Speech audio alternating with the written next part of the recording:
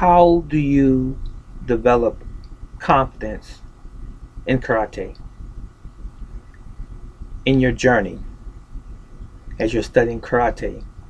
Now, first of all, I use the term karate because it is pretty much a generic term that's used for that particular type of martial art, uh, typically indigenous to Okinawa in Japan. And I say karate because it's more easily found on the internet, and it is search friendly on Google as well. So I use that as a generic term again. But what I'm saying is how to have confidence in any martial arts discipline: Aikido, Judo, Jiu Jitsu, various forms of Kung Fu, Pinjat Salat, Harangdo, Korean martial arts. It doesn't matter what the martial arts style and or system is. How do you have confidence? Well, first of all, let us realize or come to the realization that we are all different. We are all different individuals. Depending upon our upbringing, our environment, and our exposure to the world, and our teaching and training from our parents, those that raised us, is going to impact how much confidence we have in general, coupled with your training in the martial arts. So, if you train in the martial arts and you are sincere, if you are diligent, if you are consistent, you will develop confidence. We cannot treat martial arts as if it is a hobby, because it's not. I've heard people say, my hobby is martial arts. I take karate or kung fu or whatever. That's my hobby. It couldn't possibly be a hobby because that is not the nature of the martial arts. When you look at the term martial, it implies and refers to war arts. Now, we're not being cavalier when we say war. We actually mean war. It is combative by nature, designed to protect and defend an individual, individuals, or even a village, a city, or even a nation for that matter.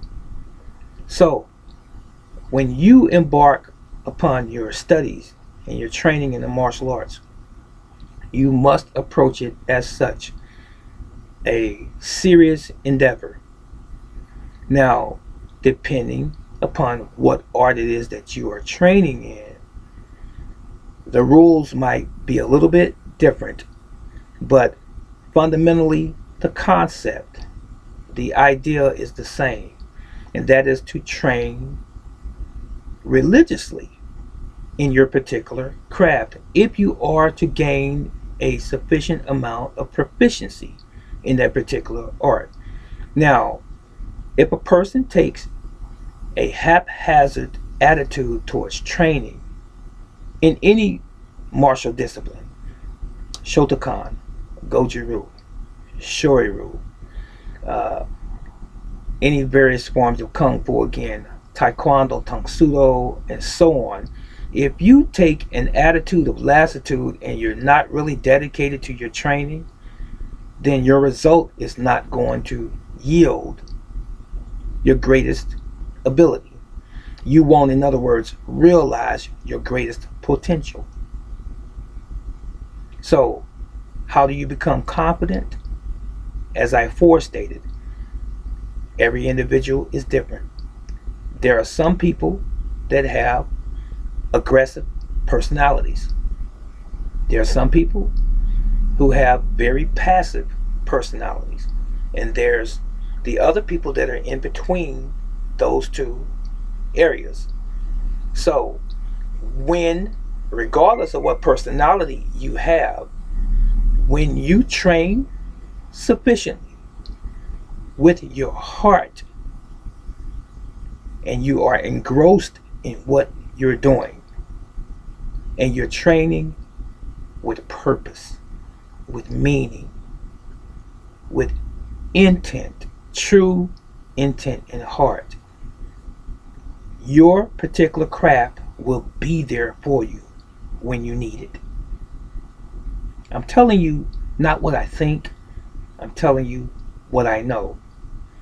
Thousands of punches, thousands of kicks, thousands of throws, thousands of wrist locks, arm locks, joint locks in general, thousands of maneuvers, whatever it is that makes up your particular system of training, you must do this relentlessly if you're going to yield the best result.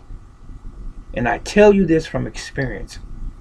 Once you step out into the world and you are confronted with adversity on a physical level or a threat, you stand a better chance of survival than the average individual.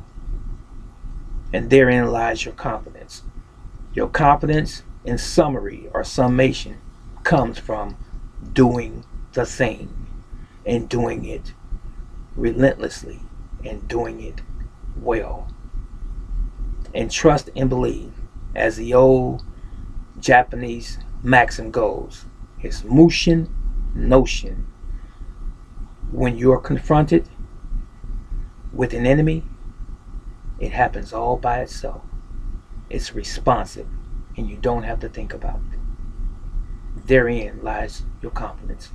This is Brother Teacher. So long.